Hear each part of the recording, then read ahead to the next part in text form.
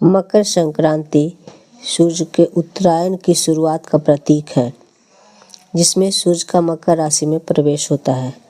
इसकी कथाओं में गंगा का अवतरण, यशोदा कृष्ण की कथा जैसी महत्वपूर्ण लोक कथाएं शामिल हैं, जो स्नान दान और तिल गुड़ के प्रसाद के साथ मनाई जाती है। इसी दिन सूर्य देव अपने पुत्र से मिलने आते हैं। सूर्य देव ने शनि देव से मिलने के लिए मकर राशि में प्रवेश किया, जो उनका घर है। शनि देव ने काले तिल से पिता का स्वागत किया, जिससे प्रसन्न होकर सूर्य देव ने उन्हें धन्य धान से परिपूर्ण रहने का वरदान दिया। तो मकर संक्रांति सनातन संस्कृति का एक अत्यंत और पावन शुभ पर्व है, जो प्रकृति, सूर्य उपासना और मानव जीवन के बीच संतुलन को प्रदर्शित करता है।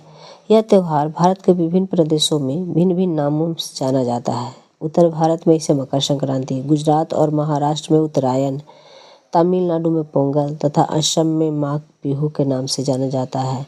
नाम चाहे जो भी हो, अलग अलग हो, लेकिन इस पर्व का मूल भाव एक ही है, और वह है सूर्यदेव की उपासना और दान पुण्य। मकर संक्रांति का पर्व सूर्यदेव के मकर राशि में प्रवेश के साथ ही मनाया जाता है। यह वह क्षण होता है जब सूर्य उत्तरायण होते हैं और खरमास के बाद शुभ काल आरंभ होता है। धार्मिक दृष्टि से माने तो यह समय आत्मशुद्धि और पुण्य अर्जन के लिए अत्यंत ही श्रेष्ठ माना गया है।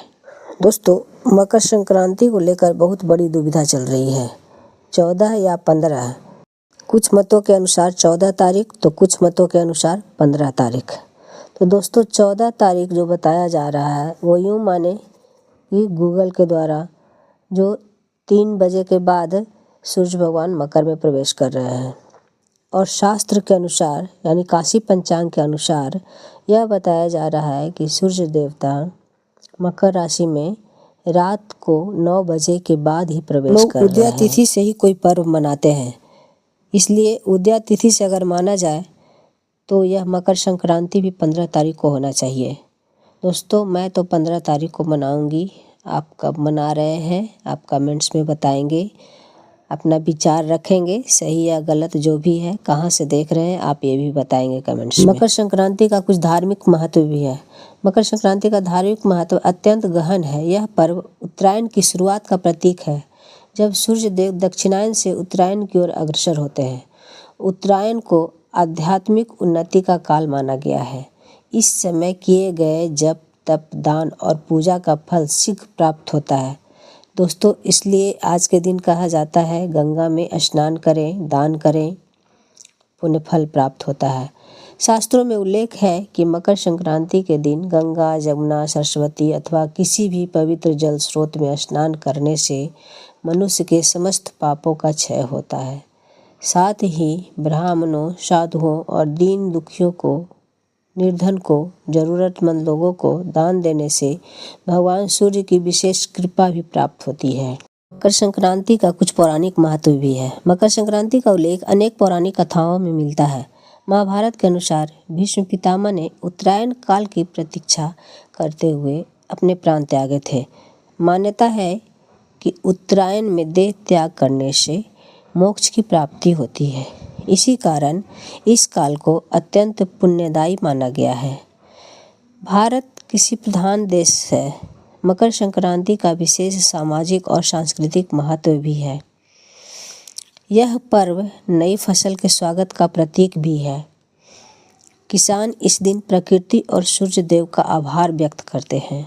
सूर्य देव को जीवन, ऊर्जा, सत्य और तप का प्रतीक माना गया है, इसलिए इस दिन उनकी विशेष आराधना की जाती है। अब कुछ पूजा विधि के बारे में जान लें। मकर संक्रांति के दिन प्रातःकाल शुभ मुहूर्त में उठकर किसी पवित्र नदी या सरोवर में स्नान करें। यदि यह संभव न हो तो घर पर ही स्नान कर सकते हैं।